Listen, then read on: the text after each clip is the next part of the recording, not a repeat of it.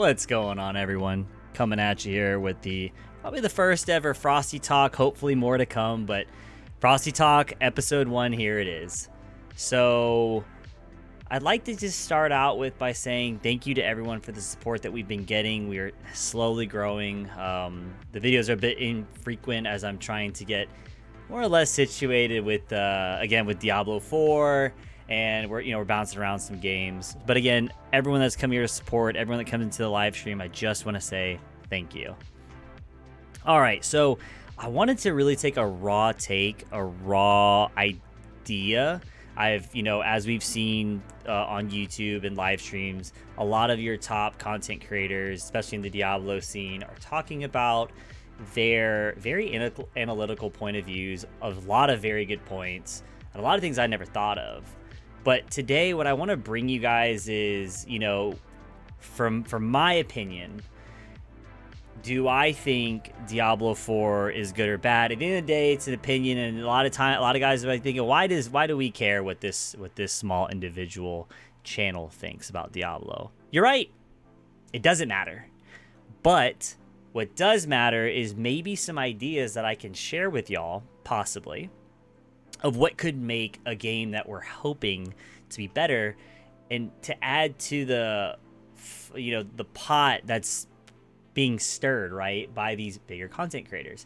I've watched a few videos from Rax, from Udijo, Quinn, and some from Asmongold's videos where, he's looking at other content creators. Is Diablo good or bad? And it really sat with me like, you know what?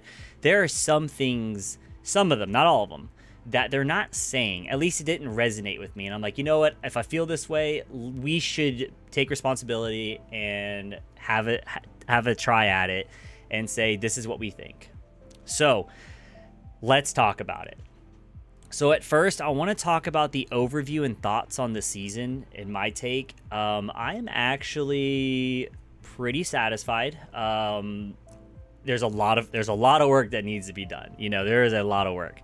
I think that if I had to rate it on a scale, we are definitely sitting around a solid 5 out of 10, a very low 6. So to answer the question right away, do I think the season 2 is good or bad? I think it's more on the good side, but it's not complete. And we can all agree on that, right? What I think when I say is this good or bad is season 2 compared to what we've gotten is a lot better. So that's my answer to that question. Is good or bad? I believe Diablo 4 season 2 is a step in the right direction and is good. Now, what could make it better, right? What could we do besides what the other content creators were saying that I feel like just wasn't being touched on? But this is what made Diablo a special place in my heart in games like Diablo 2 and kind of Diablo 3. I'm not a big fan of Diablo 3, but we're going to be using a lot of references from Diablo 2, so let's just put it that way. And this is where a lot of my ideas stem from. And I'm trying to also focus on what Diablo 4 already has, so we're not completely changing the mechanics. We're just incorporating what they have and trying to take what was good from from Diablo 2, so another another game that corresponds with the series of Diablo 4, if that makes sense. So, all right. I'm excited to talk about this topic. This has been something that my clanmates, my friends that all play with me, shout out to y'all for putting up with me continuously saying this, but I am a big advocate for item filtering. So what do I mean by item filtering? Let's start with what I consider item filtering, especially in Diablo 2, and I'm going to do it really briefly. So in Diablo 2, item filtering to me was, we knew as an experienced Diablo 2 player, if an item drops, and let's just say, off the top of my head, it's a demon head. It's a demon head legendary. We know that's an Indario's Visage, and that's a good item. We know if an Archon plate drops, we want that Archon plate. We know we need to check, Colossus Volges if it's showing a grayish hue, which means that it's socketed, or it could be ethereal, right? But we're not going to pick up a Naga. because we're looking for a berserker axe. We're not going to pick up a broadsword in hell because we want a crystal sword or a phase blade, right? So we just know that is the way you filter out items. Okay. And to be fair, also Diablo 2 didn't have as many drops as we are getting in Diablo 4, and Diablo 3 was also a lot more in drops, so we're looking at our inventory a lot more. Okay. So that was my quick synopsis of item filtering for Diablo 2. Now Diablo 4. Diablo 4, in my eyes, does not have a very adequate item filtering system. The only thing that you can say is item filtering is by seeing an item that you know is like yellow, and you know that is a subject field. So, you know, rings like the Druid Signet or like an amulet, which is, I think, the Chaldean plate. Like, you know, okay, that is a yellow necklace. That is a yellow ring. And I should grab that because that's the areas that I'm looking at. And why would I bring those up, for example, is like, well, because I have my Uber items for my ball light source, right? So, like, I don't necessarily need to find a good stat stick yellow, if that makes sense, right? But like, I could go for a dagger or another wand that could be item power 925, and it has 3 out of 4 items I'm looking for. Okay, so let's talk about what my idea was. So let's just say we had a mechanic in the game where it allowed you to go up to maybe a vendor to kind of proc this. I don't know. And again, I'm not a developer, so this is me shooting an idea here. What if we had a vendor that's like, yeah, we can go in and say, we want to find a one-handed weapon, and we are looking at max roll, because I am a big advocate of using max roll guides, so shout out to them for making excellent guides. And we are looking at the affixes that we want, the item power, and we're saying, okay, if a yellow wand or a yellow one-handed weapon like a dagger or wand drops, we are looking for, let's say, a base of 900 item power. We are looking for, you know, any of these affixes, and give me a 3 out of 4 roll, because I can re-roll the 4th one on, hopefully. And instead of like spending time and time again, like looking through all these yellows, like, okay, this is good, this is good, this is bad, and you're trying to speed run dungeons, right? Especially when you're in the early to mid game, you know, it would be, or excuse me, the mid to late game, it would save up a lot of time and honestly make getting those drops a lot more exciting. Now, obviously in the early game, you kind of want to pick up everything because you are looking to get materials, and probably even more so in the mid game because you need the materials as you're re-rolling your gear. So this is more or less probably something that you can turn on. It should be a turn on and turn off function, so people who don't want the item filtering option, they have the option to consistently keep getting those items and then look through all the items. If that's what they want to do, that's fine. But I'm saying, in my eyes, as a person who really enjoys seeing a drop and it's like, oh, that's good, right? That's what I enjoy. That is where my enjoyment as a Diablo player.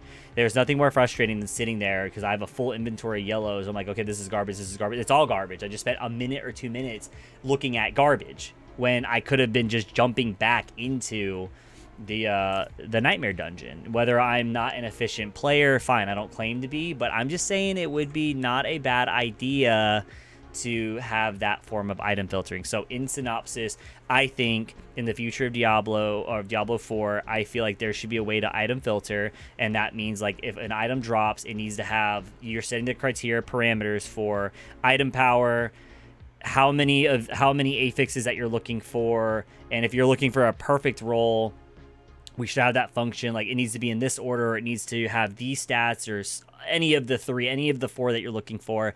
I don't know if that's even possible, but if it was, that would be fantastic. Okay. Next on the list is, it's kind of funny because this was actually just implemented, but I'm going to say it anyway. Why can we not have a full reset on the Paragon board? Well, we have it. It's coming at least, and that's good. It's a step in the right direction, so great. Moving on to the next one. Why can't we have multiple builds like in Diablo 3 where we can save the gear, and instead of saving the skills that you're doing, you're saving the Paragon board? As we're seeing with me, like the ball lightning source could do it all for me, right? It could speed farm, it could kill bosses. But what if we wanted to play like a Frozen Ore build or a Blizzard build that could potentially, or any other source build, whatever it is, and it actually was faster in terms of speed farming per se, right? Well, I don't want to sit there, and even with getting the full reset button on the Paragon board, I don't feel like going through it all over again, looking at the max roll guide and, going through it all. I would love to go ahead and preset it once, maybe make some corrections as the season goes on, because the Ball Lightning Source build definitely got corrected 2 to 3 times, and I had to sit there and repiece the Paragon board. But my point still stands. We should be able to, go to the stash or go to the wardrobe room, excuse me. So, like in Diablo 3, we had that wardrobe area where you could click in here and, you had a selection like this, right? And it's like, this is the build that you have. This is the Frozen Orb build. This is the Blizzard build. This is the Hydra build that you have saved, right? And so forth and so forth. And it would save your Paragon. It would save the gear, assuming you had the gear like D3. If you got rid of it, then it would still put the pieces together, but you would have to resave the newer version of that build. I think that'd be such a good quality of life thing to have, and it would allow a lot more players to want to continue. Maybe I'm reaching on that one, but I know for me, it would definitely make me feel more comfortable doing something like that, because I don't want to waste my time. I just don't want to waste my time. I'm already wasting my time looking at all the yellows that I get, because I'm still looking for like a GG ring, but like when I get my rings, they're all 800. And it's like, or 850, and I'm doing Nightmare Dungeon 80s and 90s, and it's like, oh, this ring surely's got to be above a certain item power. No, it's just garbage. So anyway, that was a little sidetrack, but I'm hoping we will see that in the future. So next up is my thoughts on the overworld, such as Hell Tides and the Blood Harvest zones. I actually give that a thumbs up. That is a phenomenal thing to have in this game, because it is allowing more incentivization, if that's even a word, more incentivization of the community, of the players, to explore the overworld. Man, there is just nothing better than, and I'm not being sarcastic here, there's nothing better than actually getting good stuff from, the Hell Tide, and then contributing to your Grim Favors from the Whispering Tree and the Blood Harvest. You're knocking out a lot of things, especially in the early and mid game. This stuff matters. Doing the overworld content was so boring last season, but now was not mind-numbing. Well, Helltide was kind of mind-numbing, but overall was not mind-numbing. It made sense why we're doing these things. You know what I mean? It makes sense. So I am a huge fan of how they implemented the Blood Harvest zones and the sort of changes they did with Helltide. Now, I will bring up about the Helltide that we should be getting more Forgotten Souls, or we should have less resource costs when re-rolling items. There is nothing, to me at least, there's nothing more frustrating than having to wait every other hour, because Helltides aren't like how Blood Harvest are, where they reset, right? It takes time. Dude, there is nothing more frustrating than re-rolling your gear and the gold percent, or the gold amount that it costs to re-roll has gone down, and it's really nice. It's a really nice change. But there's nothing more frustrating than like having a limited amount of Forgotten Souls and you really don't get it anywhere else besides the Helltide, and now you have to wait another hour. And I would imagine the average person has limited amount of time to play this game, right? We're probably all working, we probably touch grass, and we have other responsibilities, right, in our life. And I want to play my build. If I have my gear that I got, the material should not be something that I should be desperately trying to get. Like, I cannot tell you how many times I was so frustrated because I just spent the whole hour doing the Helltide, not only getting the living steel. So realistically, you should be getting about, 12 living steels, because you can hit it 4 times and they give you 3, if my math is math in there. But because of that, you're also limiting yourself how many Forgotten Souls you're getting. Like, I think on average I was getting about 40 to 50-ish, and it still was not enough for the rerolls, and you're just like, oh my god. So on the sidetrack there, I definitely think that you either reduce the amount of Forgotten Souls you use when re-rolling things, or you give us the option of getting more Forgotten Souls by including more densities, and monsters who drop legendaries have a higher chance of giving you Forgotten Souls, which also leads my other case is I think, if you have a legendary item, or especially an uber unique item, like I cannot tell you since I've been camping Duriel recently, like how many of, Tybalt's wills that I get, Flickering Steps, that aren't upgrades to me. And it's like, well, you can't trade them. So I'm going to brim them or salvage them for all the old school D3 players, brimming them, but salvaging them, and you don't get a Forgotten Soul. And if you do, my apologies for my ignorance, because I do not see the difference, and that's frustrating. So definitely think that needs to be worked on. All right, next up on the list here is my thoughts on collecting resources to get Ubers. I am actually, that is a D2 take on it, and I like it. Now, granted, right, in Diablo 2, you're farming the key summoners, so you're farming Countess, then you're farming the summoner, then you're farming Nithalak, right? And then you got to go you have to collect 3 out of 3 key sets, right? And that's the way you did it, right? I've seen complaints that, oh, these bosses are too easy. Well, I mean, have you seen the gear? Have you seen the builds that we're running? You have a barb that can one-hit them. My source can destroy them. Like, it's fine, right? That's fine that they're getting destroyed. You want it to be fast, right? I do, at least, because it lets me go to Duriel a lot faster. So in terms of getting it right, like I'm a big fan of the biggest ones I've done this season. So I've done the Ice Beast, I've done the Penitent individually, the Hall of Penitent. I've collected from Living Steel. I've collected from the Whispering Trees, with these materials here, right? I've done them a lot, but my thing is like I really enjoy, because they're also incentivizing again the overworld, right? They're incentivizing doing blood harvest, so like you're getting so much value by just doing the overworld things. I'm a big fan of that, so keep on it. Please keep it. If not, make it better in some other way, but I think it's fine the way it is right now.